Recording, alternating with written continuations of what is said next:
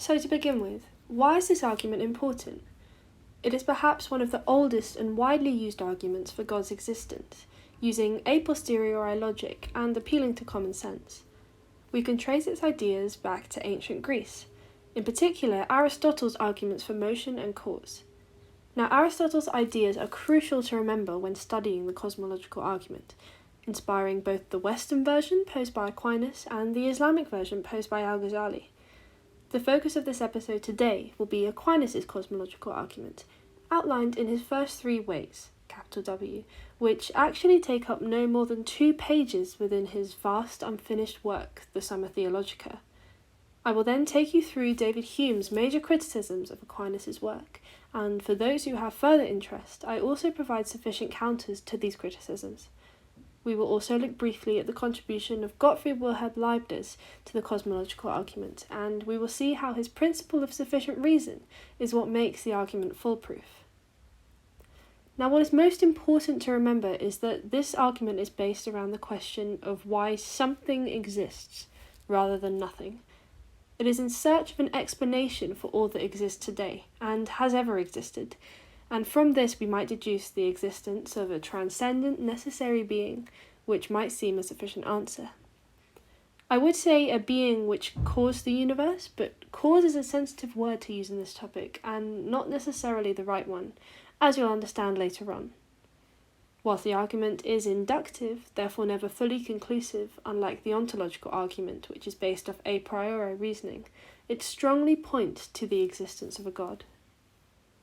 Thomas Aquinas, the 13th century Catholic theologian, was inspired greatly by the works of Aristotle, which was just beginning to reach the great learning centres of Europe, thanks to new contacts with the Islamic world. We can see Aquinas' borrowings from Aristotle clearly even in his first way. The essential points of the argument are as follows. All things are in motion, and nothing can cause itself to move, therefore there must exist an unmoved mover. Aquinas and Aristotle possess a similar definition of motion, the movement from potentiality to actuality. Aquinas observed that things in the universe are in this state of motion, constantly moving between potentiality and actuality. He also observed that nothing might cause itself to move. For example, cold water has the potential to be hot, but only external factors can make it change from cold to hot. This notion is fairly accurate given that it preempted the work of Isaac Newton. The next step for Aquinas was to trace this motion backwards in time, and it is realized that there must be a source for all of this motion, which cannot itself be caused, therefore is made of pure actuality. Therefore, there exists an unmoved mover, and to quote Aquinas, put in motion by no other. This everyone understands to be God. Aquinas' second way is similar to his first, but instead of motion, we must now consider cause and effect. Whilst the difference is subtle, it is important, as it rules out the idea of infinite regress as a solution. Borrowing the idea of Aristotle's efficient cause, this defined as the cause acting as an agent to make something happen, we must observe a chain of efficient causes through time. Think about an object and what caused it, for example, a computer, caused by its various parts, by intelligent humans, and the existence of energy and electricity, and trace each of these things back in time by their causes. Aquinas does not believe that this chain of cause and effect can stretch back in time forever, as a first cause is necessary in order for the rest of the chain to exist now. Therefore, we must arrive again at a first cause, caused by no other, not even by itself. Aquinas' third way is slightly different to the first two. Instead, we now focus on the idea of necessity and contingency. Aquinas notes that all physical things in the universe exist contingently, meaning that they rely on something else to have brought them into existence. The existence of the computer mentioned earlier, then, is reliant upon the existence of intelligent humans, of their hands and eyes and brains, as well as the natural materials which are manufactured to make its parts, etc., etc. Not only is the existence of everything reliant upon the existence of something else, but this is also true for their continuous, sustained existence. Computers need electricity to continue to exist and work, just as humans need food and water. All contingent things have the potential to both exist and not exist, as their existence is dependent on things outside of themselves. If the only things in the universe that existed were contingent upon the existence of something else, then none of these things could exist at all. If everything at some point did not exist, then nothing could ever exist afterwards, as contingent things cannot be their own efficient causes. And yet, contingent things do exist, and are all we know. Therefore, we must point towards the existence of something necessary which we do not know, which causes and sustains all contingent things. This cannot come from infinite regress, as shown in the second way. Therefore, this necessary thing must be the very first cause. So now, to summarize Aquinas' first three ways. The first way shows that there must exist an unmoved mover that causes and sustains the existence of motion in the universe. The second way emphasizes that this unmoved mover must be pure actuality, and that an infinite regress is not a satisfactory conclusion. And the third way shows that this mover is a necessary being. Each of these considered would point towards the existence of a transcendent being. Next, we are going to look at the major criticisms of this argument, starting with a collection produced by David Hume 5 centuries later in his books A Treatise of Human Nature and An Inquiry Concerning Human Understanding. Being an Enlightenment-era skeptic, it was Hume's very nature to question any assumptions that might be made in theological argument. So he began with cause itself. Assuming that there is a definitive link between a cause and an effect is a fallacy, according to Hume, as we cannot wholly prove this link at all. What we might assume is one event causing another to happen is in fact two separate events, happening one after another, and the causal link between them is not a given. For example, if I am holding a ball and I open my hand, the ball will fall to the floor. It is automatically assumed that me opening my hand has caused the ball to fall to the ground, but Hume wishes to eradicate this assumption. Instead, he claims that it is merely a matter of probability that these events will often occur alongside each other. Hume's example to back up this claim is that we must not assume that the sun will rise tomorrow just because it has done so every day so far. We cannot predict the future. So, we postulate causation from random repeated events in the hope that things will make more sense if we do so.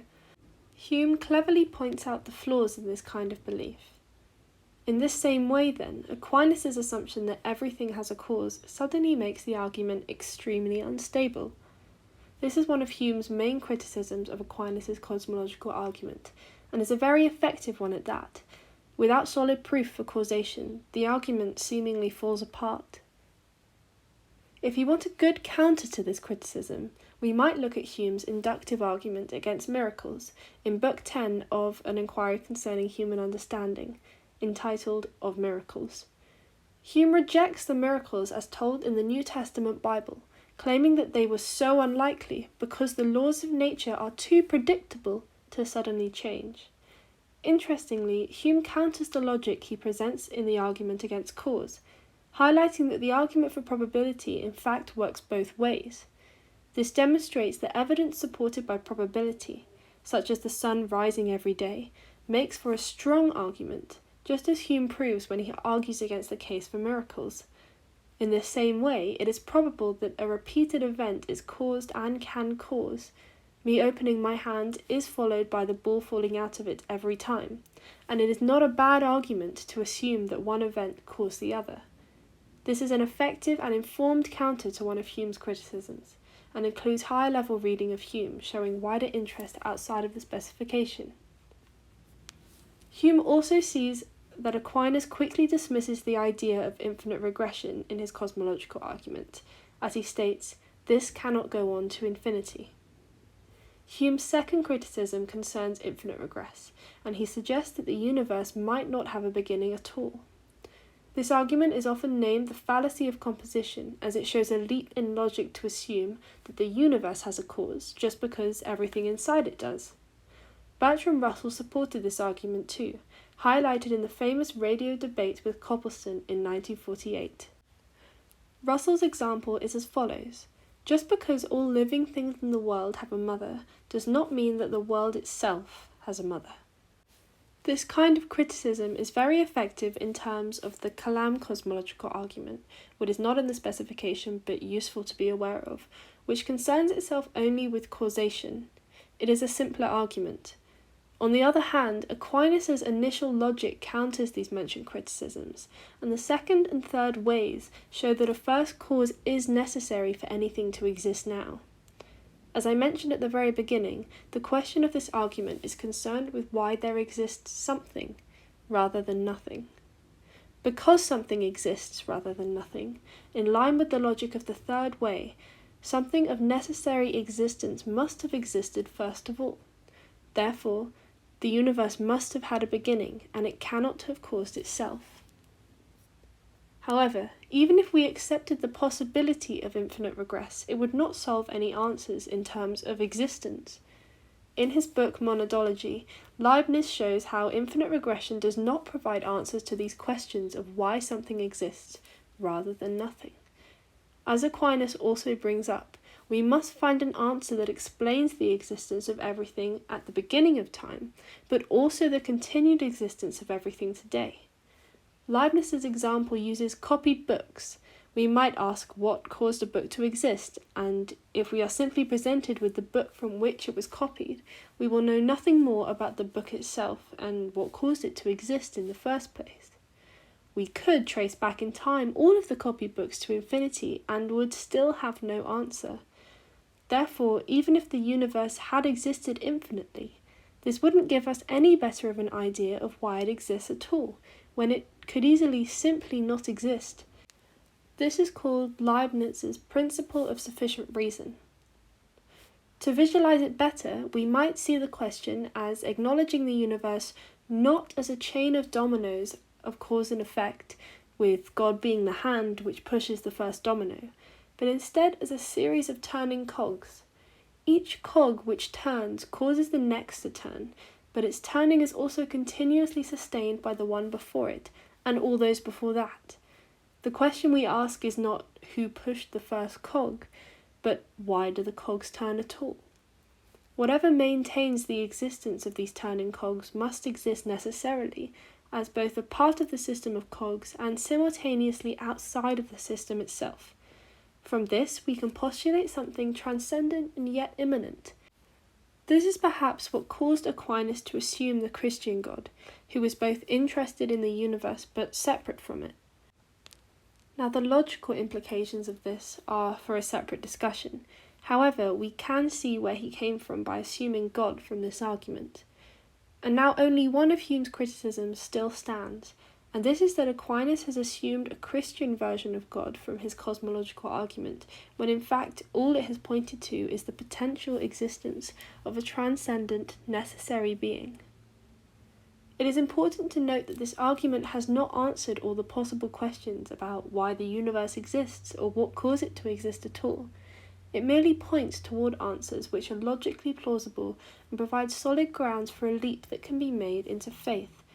It is an a posteriori attempt at answering something which ultimately cannot be answered via empirical observation, but was therefore groundbreaking at its time for Catholics who sought out some kind of proof for their so-called blind faith. The argument's inductive nature shows that we may never come to a conclusive solution, but the fact that it is still being discussed at length today, despite scientific endeavours to answer similar questions, demonstrates the sheer strength of the argument.